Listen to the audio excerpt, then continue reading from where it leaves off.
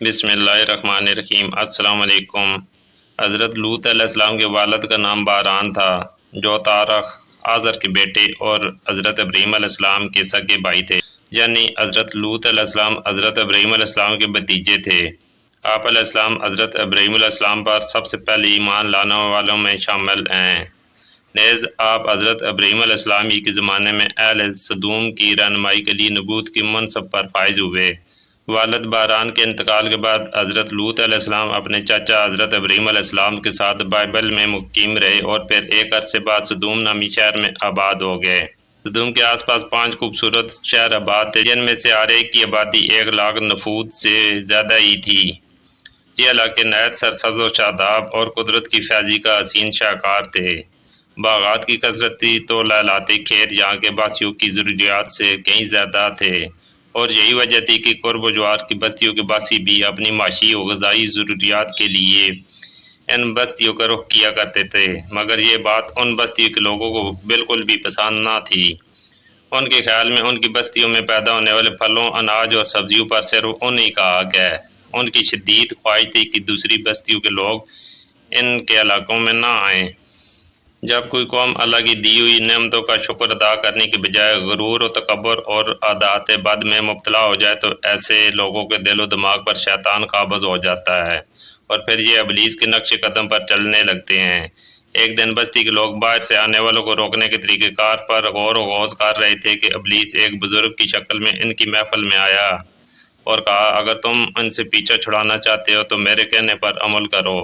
اجنبی بزرگ کی یہ بات سب نے نہایت توجہ سے سنی اور طریقہ بتانے پر اصرار کیا۔ ابلیس نے کہا، کل بتاؤں گا۔ دوسرے دن وہ ایک خوبصورت نوعمر لڑکے کے بیس میں آیا اور انہیں اپنی عورتوں کی بجائے مردوں کے ساتھ فعل بد کرنا سکھایا۔ اس طرح ابلیس کے کہنے پر اس بدکاری کے موجد یہی ملعون لوگ تھے۔ انہوں نے شیطان کی ایما پر ایک ایسا گناہ ایجاد کیا جس کا اولاد آدم میں سے اس سے پہلے کسی کو خیال تک نہ آیا۔ یہی وہ وقت تھا کہ جب اللہ تعالیٰ نے حضرت لوط علیہ السلام کو نبی بنا کر اس قوم کی اصلاح کے لیے بھیجا۔ حضرت لوط علیہ السلام نے ان کو توحید کی دعوت دی اور بےہودہ حرکات سے منع فرمایا۔ قرآن پاک میں اللہ تعالیٰ فرماتا ہے، اور لوط کو یاد کرو جب انہوں نے اپنی قوم سے کہا کہ تم بے حیائی کے کام کیوں کرتے ہو؟ کیا تم عورتوں کو چھوڑ کر لذت حاصل کرنے کے لیے مردوں کی طرف مائل ہوتے ہو؟ حقیقت یہ ہے کہ تم احمق لوگ ہو۔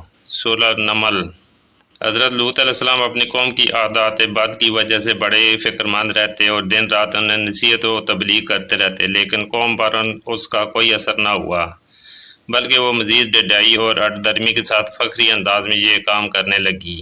حضرت لوط علیہ السلام مایوس ہونے کے بجائے قوم کو راہ راست پر لانے کی جدوجہد میں مصروف رہے، لیکن وہاں تو کیفیت یہ تھی کہ مرض بڑھتا گیا جوں جوں دعا کی، یعنی جتنا حضرت لوط علیہ السلام انہیں اللہ تعالیٰ کے عذاب سے ڈراتے وہ اتنا ہی ان کا تمسخر اڑاتے۔ پھر ایک دن انہوں نے خود ہی عذاب الہی کا مطالبہ کر دیا۔ اللہ تعالیٰ نے انہیں اب تک دردناک عذاب سے محفوظ رکھا تھا اور بدترین فحاشی اور بدکاری کے باوجود انہیں ڈھیل دی جا رہی تھی، لیکن اب تو انہوں نے خود ہی عذاب کی فرمائش کر دی اور بولے، اے لوط، اگر تم سچے ہو تو ہم پر عذاب لے آؤ۔ سورہ عنکبوت۔ قوم کے اس مطالبے کے بعد حضرت لوط علیہ السلام کو یقین ہو گیا کہ اللہ تعالیٰ نے ان کے دلوں پر مہر ثبت کر دی ہے اور یہ اب راہ راست پر آنے والے نہیں۔ لہذا انہوں نے نہایت ہی بے بسی کے عالم میں اللہ تعالیٰ کے سامنے ہاتھ پھیلا دیے، اے میرے پروردگار، ان لوگوں کے مقابلے میں میری نصرت فرما۔ سورہ عنکبوت۔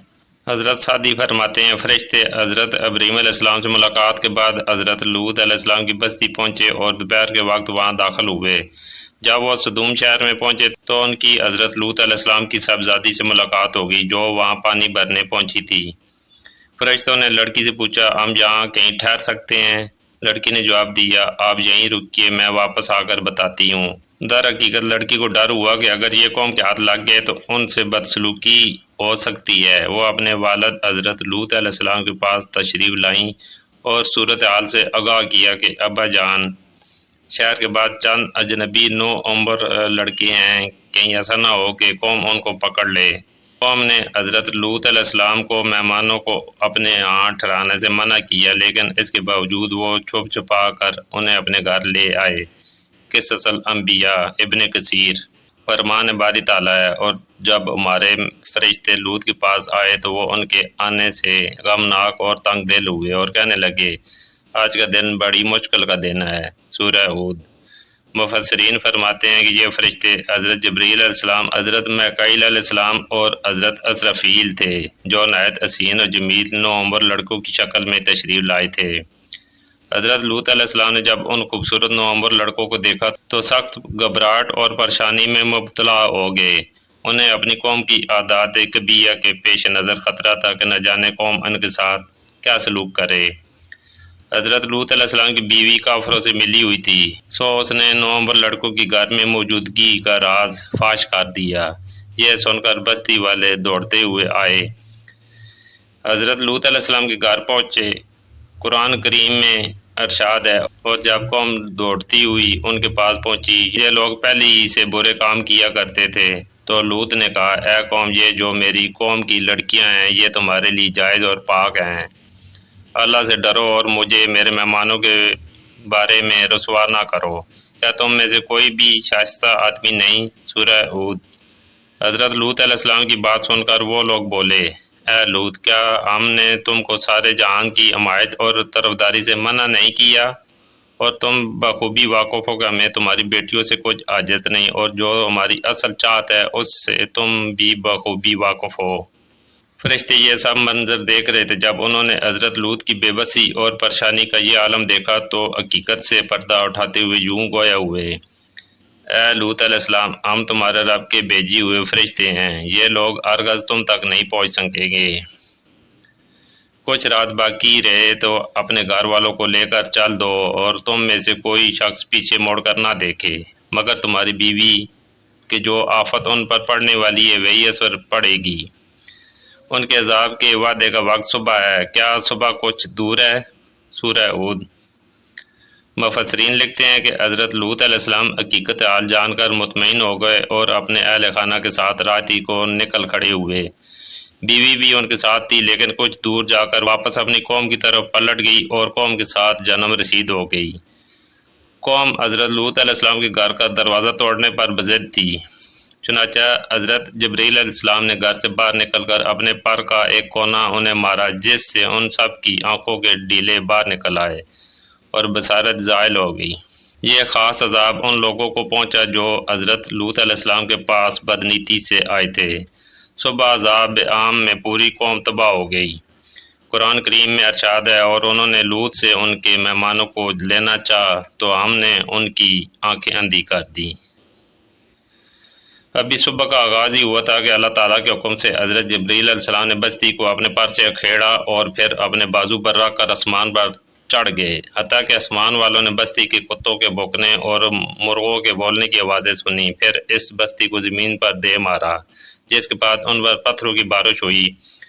ہر پتھر پر مرنے والے کا نام لکھا ہوا تھا۔ جب یہ پتھر ان کو لگے تو سر پاش پاش ہو گئے۔